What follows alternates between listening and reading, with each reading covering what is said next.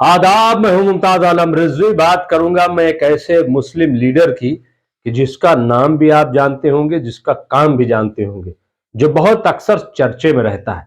मैं बात कर रहा हूं मजलिस इत्तेहादुल मुस्लिमीन के लीडर अकबर उद्दीन ओवैसी की। जी हां, अकबर उद्दीन ओवैसी की, छोटे नवाब की मैं बात कर रहा हूं, जो हैदराबाद और हैदराबाद से बाहर पूरे हिंदुस्तान में काफी चर्चा में रहते हैं, क्योंकि वो जब उंगली उठा के बात करते हैं तो सबके कान खड़े हो जाते हैं। जी हां, अकबर उद्दीन ओवैसी ने अभी असेंबली में, तेलंगाना की असेंबली में एक तकरीर की है। और तकरीर वाकई वो सिर्फ तेलंगाना के लिए नहीं है, बल्कि पूरे हिंदुस्तान के लिए, पूरे हिंदुस्तान की ट्रैफिक पुलिस के लिए। क्योंकि जो ट्रैफिक पुलिस का ड्रामा है वो सिर्फ तेलंगाना स्टेट हैदराबाद के लिए नहीं है, बल्कि पूरे हिंदुस्तान में वो ड्रामा चल रहा है। अकबर उद्दीन ओवैसी ने अपनी तकरीर में जो ट्रैफिक पुलिस की पोल खोली है वो लाजवाब है।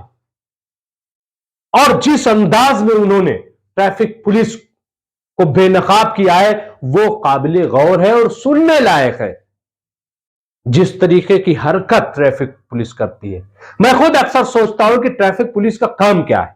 क्या लोगों को परेशान करना या लोगों के लिए रास्ता साफ करना है? क्या कोई नियम कानून है या नहीं कि कोने में खड़े होकर के बस फोटो खींचा और गरीब ऑटो वाला हो, गरीब टैक्सी ड्राइवर हो या कोई और हो, और उसका फौरन चालान काट दिया और घर भेज दिया, वो बेचारा परेशान। महंगाई की हालत जो है वो आप सब जानते हैं।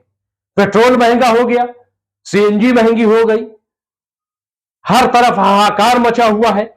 लेकिन ट्रैफिक पुलिस अगर एक ऑटो रिक्शा का चालान 5,000 का कट जाता है तो आप सोचिए कि उस पर क्या बीतती होगी। जबकि उसे, अगर वो किसी मालिक से ऑटो लेकर के आया है तो आप जानते हैं कि उसको अपनी भी दिहाड़ी निकालनी है, प्लस ऑटो का भी पैसा देना है। और अगर वो खुद मालिक है तो मालिक कोई यूं ही नहीं बनता, बल्कि किस्तें जाती है महीने की। वो महीने की किस्त कहां से अदा करेंगे?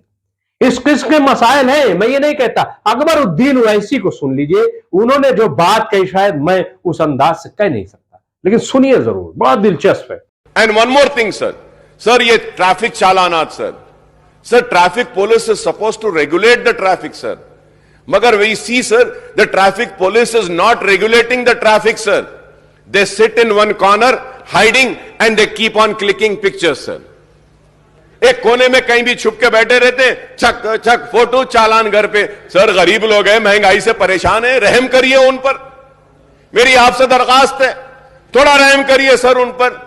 गैस की कीमत बढ़ने से परेशान, पेट्रोल से परेशान, डीजल से परेशान, महंगाई से परेशान, घर से निकल रहे हैं तो पुलिस वालों से परेशान, छुपा हुआ है, टिक टिक मार दे रहा है, चालान भेज दे रहा है सर। और इसमें सर गरीब को ही चालान भरना पड़ा है।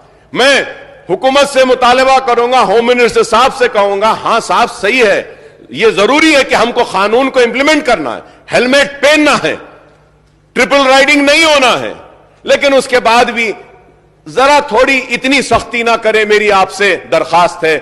और जितने छोटे मोटे चालानात हैं उनको अगर माफ कर सकते हैं तो माफ करिए, गरीब आवाम खुश हो जाएगी। छोटे मोटे माफ कर दीजिए। एटलीस्ट कोविड के टाइम पर भी हम मुतालबा कर रहे थे कि कोविड के टाइम पे जो चालानात हुए उसको माफ करिए। वैसे ही अगर टू व्हीलर्स का अगर रहा, छोटी टू व्हीलर्स का और ऑटोस का रहा तो जरा उसके ऊपर भी। तो देखा आपने, अकबर उद्दीन ओवैसी ने कितनी खरी और सच्ची बात कही है। मैं और उनके बयानात जो आते हैं जो काफी मुतनाज़ा हो जाते हैं, मैं उसकी बात नहीं कर रहा हूं, लेकिन यह जो मसला उठाया अकबर उद्दीन ओवैसी ने, यह बहुत इंपॉर्टेंट, बहुत अहम मसला है। और यह सिर्फ तेलंगाना के लिए नहीं है, बल्कि पूरे हिंदुस्तान के लिए। और इसलिए मैं अकबर उद्दीन ओवैसी के इस बयान को खास तौर से, ये जो सवाल उठाए, इस सवाल के लिए उनको सल्यूट करता हूं, क्योंकि उन्होंने एक जो आम इंसान है उसकी आवाज बनकर उन्होंने ये आवाज उठाई है। बहुत बहुत शुक्रिया।